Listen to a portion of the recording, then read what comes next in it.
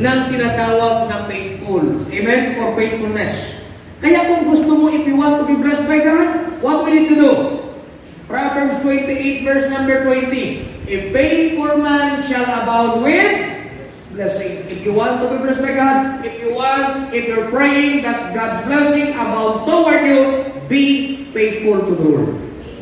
Nagpakatapat tayo sa Panginoon. Tama ba? Nag-iisip ka, paano? Magtapat ka.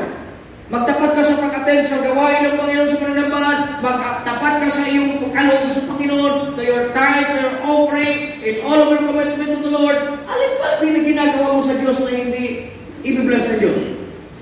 Tama.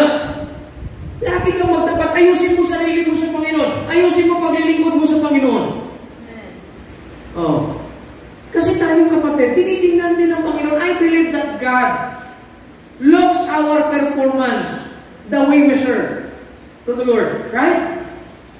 Kaya mo sa paglilingkod mo, sabihin mo, Pastor, I am sincere.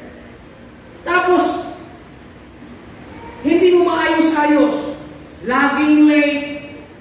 Laging hindi maayos. Patulog-tulog during service, during preaching. Hindi. Paano mo masabi? Naintindihan niyo ba ako? Ayusin natin sarili natin.